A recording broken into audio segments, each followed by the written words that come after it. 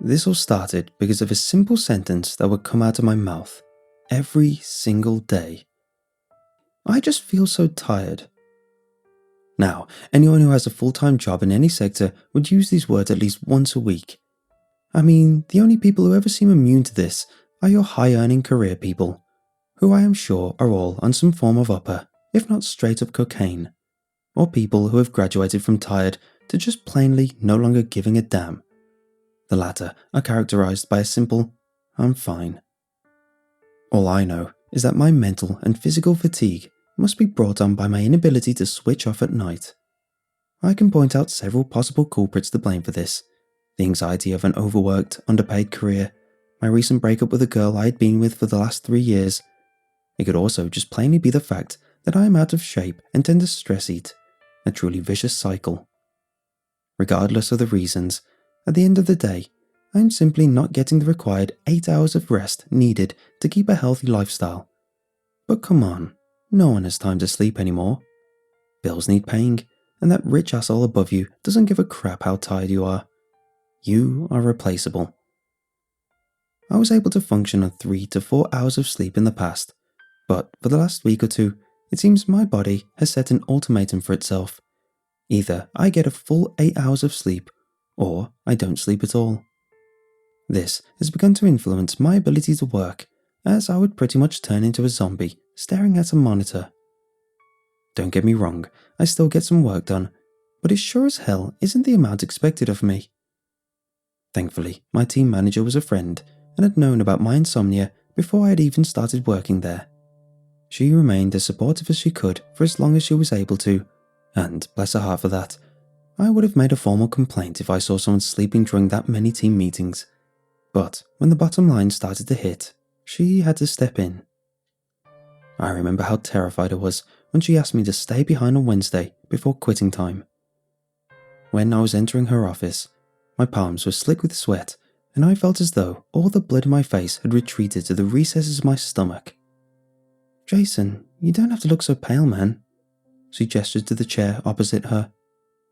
With my slightly blurred vision, I attempted to keep eye contact and sat down. "You wanted to see me, Becca?" She gave a blurry smile and replied, "Jason, you're tired, and it is pretty obvious that you can't cope with the work I'm sending your way." She gave a slight shrug. "Your numbers aren't going down, and I can't keep hiding it, my man." I gave a shaky nod. She was right. I'm not much of a senior team member if I'm barely keeping up with the new hires. As I was getting ready to form some sort of apology and promise of improvement, the awkward silence was broken. "So, I sorted out a quick fix for you. Well, maybe." I stared up at her and replied a bit louder than intended. "Anything. I really can't lose this job. Whatever you suggest, I'll do." My vision had returned as though my mind had managed to fight through the tiredness, eager to learn the secrets of a good night's sleep. "Like you, I was having some trouble sleeping a while back. I mean, you think you have a lot to do?" She smirked. "Just never become a team manager. The hours are bad and the pay is even worse." She paused and looked over at me, half expectingly. In hindsight, I realized she wanted me to laugh. I was just too eager to hear what her solution was to pay attention to any unrelated details. She awkwardly cleared her throat.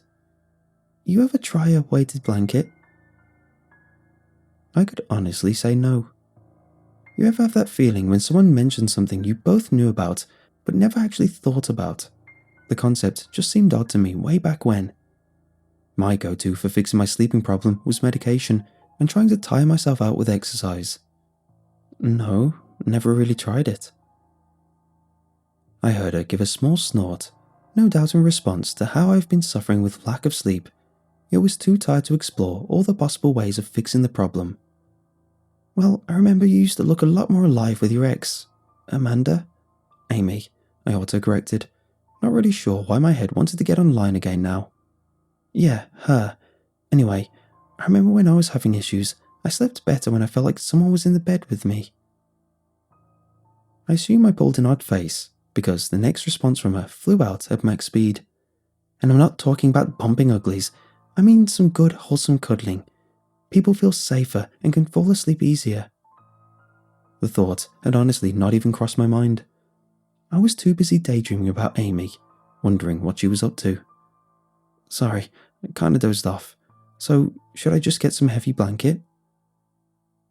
She let out a sigh and took out a phone. Link, read, glass beads, yes?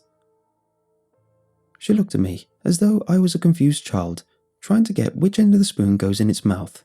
A test I honestly felt I could fail at this point in time. Yes, Mom, I said, trying my best to balance the gratitude with the sarcasm. Yeah, stop slouching and go play with the other kids then. Let me know if you need an advance on your pay. I really suggest going with a more expensive option.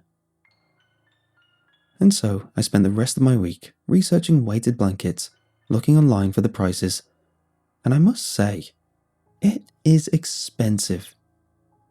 The pricing naturally being influenced by size, but also by what they actually put in the damn thing. When I read glass, I actually imagined them putting fist-sized crystal balls that would hang off the sides of my bed. I was actually a little disappointed when I saw that everything they stuffed in the blanket was essentially the size of sand. So in the end, I took up my manager's offer of getting an advance payment. It was only the second week of the month, and I kinda went a little crazy the weekend prior and got myself a 13-kilogram glass bead blanket. They said the shipping would take from 3 days to 2 weeks depending on whether or not you were stupid enough to trust the mail service of my home country. Like any sensible person, I opted for a courier. It was the pricier option, but I'd rather actually get the blanket than let some disgruntled postal worker run off with it. The following 3 days were excruciating. My sleep had somehow managed to get worse, since now my head was occupied with thoughts of the blanket. You could say the anticipation was actively trying to kill me. I remember how, on the third day, I had pretty much been sleeping through my shift when I was awoken by my manager. Damn, what planet did you go to? The grasp on my shoulder felt firmer than usual. Pretty sure Becca was more annoyed with my sleeping than she was letting on. Sorry. We'll take a walk and get some coffee in me. I'm so... She squeezed my shoulder to quiet me down. Package for you at the front desk. Take it and go home. I'll write it up as sick leave, alright? A genuine warm smile came across her face, and I knew she was right to send me home. At this rate, the day was a write-off anyway. Upon arriving home, I grabbed a knife from the kitchen and basically went Mike Myers on that box. I felt surprised when I remembered that the blanket was in there and I could have easily damaged one of the most expensive pieces of cloth I had ever owned. Once out of the box, I could say it looked like it was worth the ridiculous price. Velvety, soft and thick, not at all coarse like I had imagined it. I could feel the weight too, my brain almost screaming that the blanket should be about 5 times bigger than it was. It was around 1 PM, but I was so floaty that I decided I might as well test the blanket out right away. Being optimistic, I set my alarm for my usual wake-up time for work. I was too tired to care about waking up for supper. I would just make up for it the next day during lunch. I got onto my bed and burrowed underneath a new blanket. At first, it felt slightly odd, as though I was buried under several pillows. Slowly, I began to think that this too would end in failure, just another expense in the unwinnable battle of sleep. But then, the weight began to settle around me. My mind began to imagine the embrace of my mother, and I could feel myself fall away. The park smelled like spring. I could hear the faint sizzling of meat on grills along with the laughter of my friends. It was summer holiday and we were all at the park for my birthday. I was turning 12 and my parents decided that rather than doing a stuffy celebration at home or restricted in a restaurant, that we would go to the local botanical garden and set up several picnic spots. Jason, why are you sitting there, son? I looked up at the warm, wide smile of my dad as he loomed over me. Don't know. Felt like sitting, I replied, scanning around us to see where my friends had gone. They were all running near the trees, yelping and jumping as they tried to avoid everyone who was it. Don't you want to go join them, kiddo? My dad asked after I stared for a while. Not yet. I want burgers. I looked up at my dad with a toothy grin, feeling the gentle breeze blowing past the gap at the bottom row of teeth. Dad raised an eyebrow with a mock stern face. "You want burgers?" "Please," I responded with a giggle. Dad would keep holding sounds and refuse to move until we remembered our manners. My sister and I once got him to hiss like a snake for almost 5 minutes before Mum decided the game had to end. With his smile returning, he said, "Sure thing, kiddo. Go find your mum for me, huh? Bet she wants to see the birthday boy for a bit."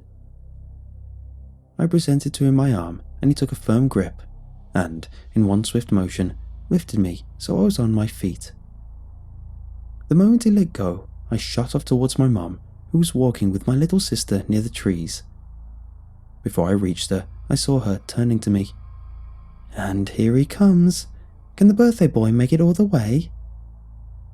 Sarah, my sister, took on a role of a proper hype man for my mum by beginning to ooh and ah at the comments. I leapt at my mum once I was within arm's reach. We both fell to the ground and I began to half panic when I realised I knocked her over. But these fears were immediately extinguished when I heard a laugh under me. Ouch, I was more thinking of a racing car than a wrestler. What do you think, Sarah? Mum looked up at her while she started tugging on my arm. "He's just not happy that he can't make Dad fall," I heard a small voice say in between the tugs. "Sorry, Mum, did I hurt you?" Hoping the concern in my voice would be very obvious. "Oh, don't worry, Jason.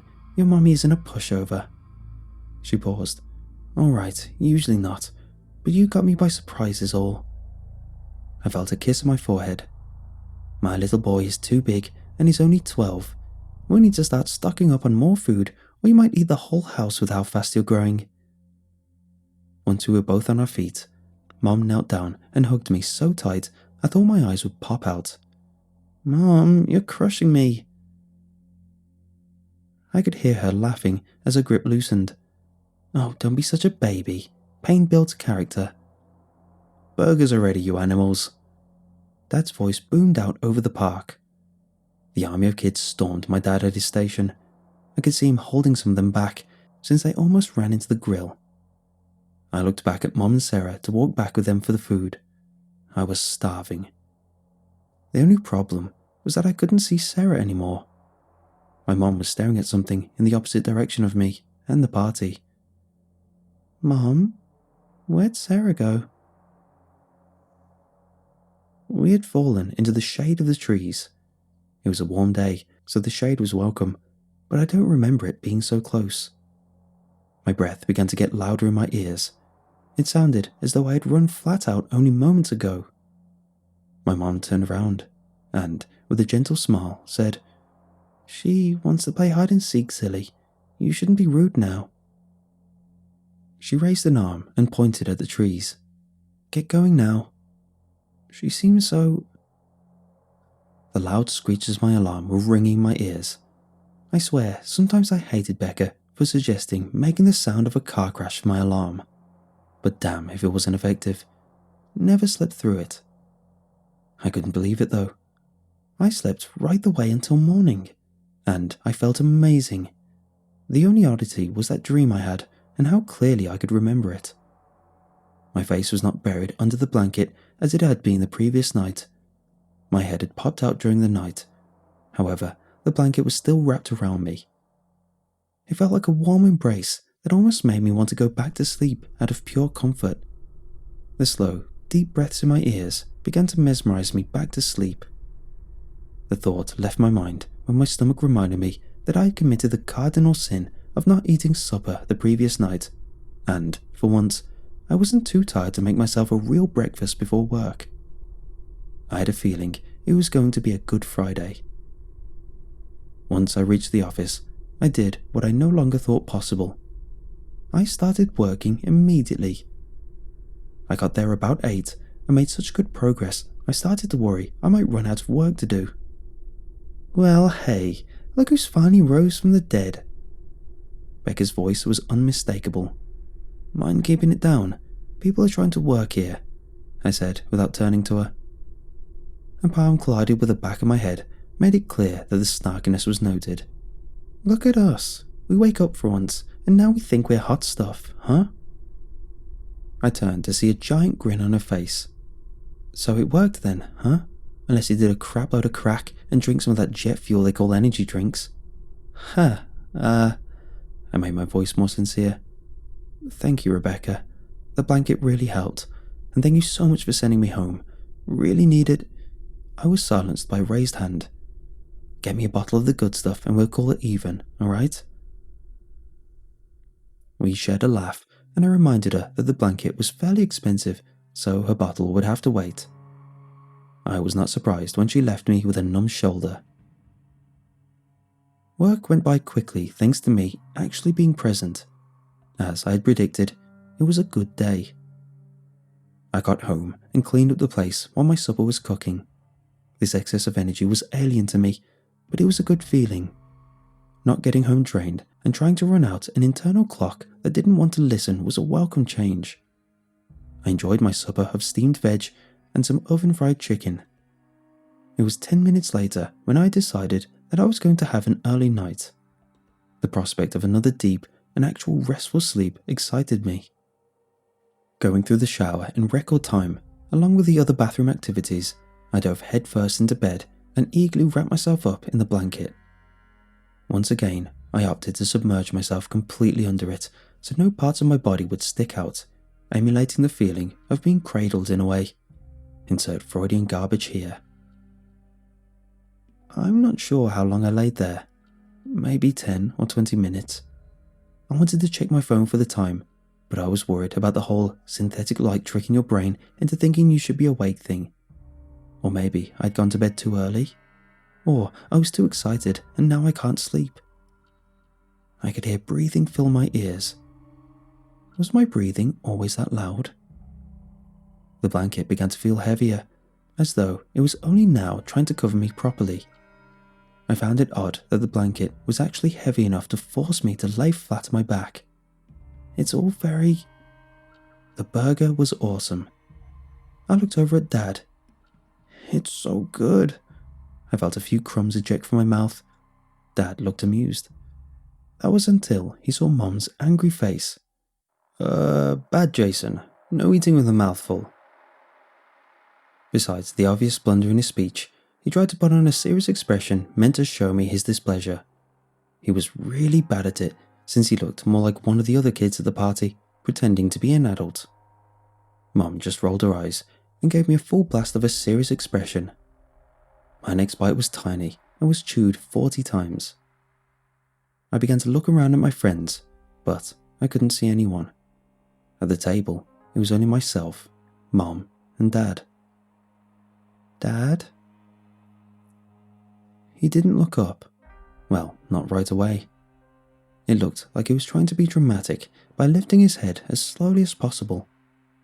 I couldn't help but giggle at the ridiculous sight of his slow-mo act. My giggle, however, came out sounding like a long, drawn-out, sarcastic laugh.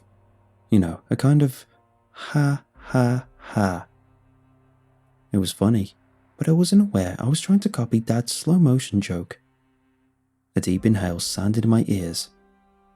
Why was I breathing so heavily? What is it, kiddo? I shot back to my dad, who was no longer pretending to be in the Matrix. It took me a second to remember what it was that I wanted to ask. Oh yeah, where did everybody go? My dad made a big toothy smile and pointed over my shoulder. To play hide and seek in the trees, silly. I looked over the trees, fairly sure I would have trouble seeing my friends from so far away, but the trees were a lot closer than I remembered. I had to run a decent distance last time to reach them. Now they were just a small jog away. Are you sure, Dad? I asked, trying to hold my breath to listen for the obvious sounds of my friends playing. My breath, however, kept filling my ears. Deep inhales with long exhales, yet not a single laugh or yell. The only other sound in the air was a breeze that I could see passing through the trees. I couldn't tell how long I stared at them, swaying back and forth, the long shadows reaching out from beneath them. My trance only ended when I saw a figure move in my peripheral. It was moving so slowly that at first I assumed it was a post or something, but after a while I could make out my mum in a white summer dress. She was walking, but moving too slow to be walking. It seemed more like she was weighed down by the air around her. At first I considered that my mum might be making a joke, pretending to move in slow motion because I was spacing out. But as she entered my vision properly, I noticed that the breeze going through her hair and making her dress billow was also in slow motion. My mum was moving at half speed, all while I saw the trees swaying normally, the shadows they casted reaching out further and further. Through deep and distractingly loud breaths, I managed to mumble out, "Mom?" She didn't reply. She just kept walking towards the trees in slow motion. The shadows they casted seemed similar to clawed hands, beckoning her to enter their grasp. My breathing became more erratic.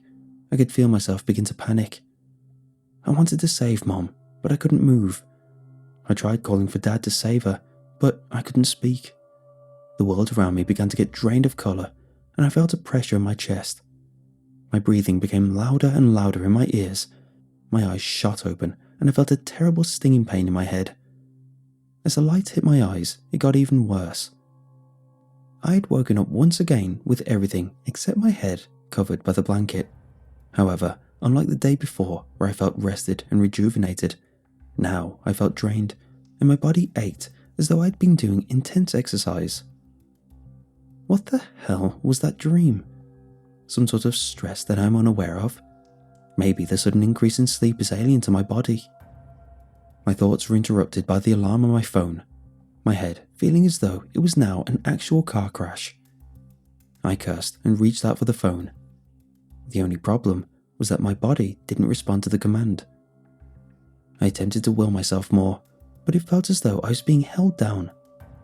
My blanket no longer weighed 13 kilograms. It felt more like a building was placed on my body. Simple twitches were the most I was able to perform. I began to panic. I could feel the muscles in my body tensing, but through all of this, the breathing in my ear remained even. Just as tears began to fill my vision of the absolute dread I was feeling, I shot up and immediately threw the blanket off of me. Running to the corner of my room, I remained frozen there for a while, frantically searching for a threat that was not present.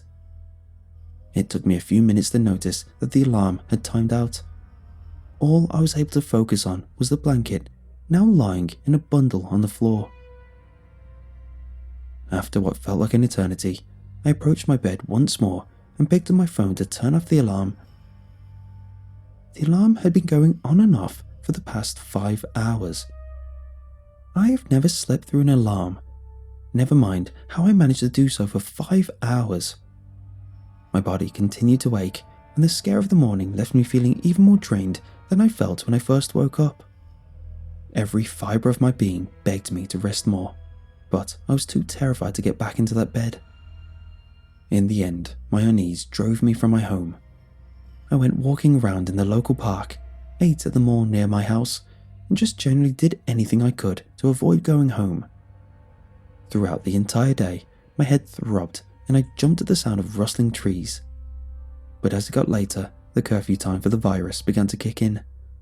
Most shops had already closed their doors at 6, and the mall made the final call at 10. I had no choice but to return home.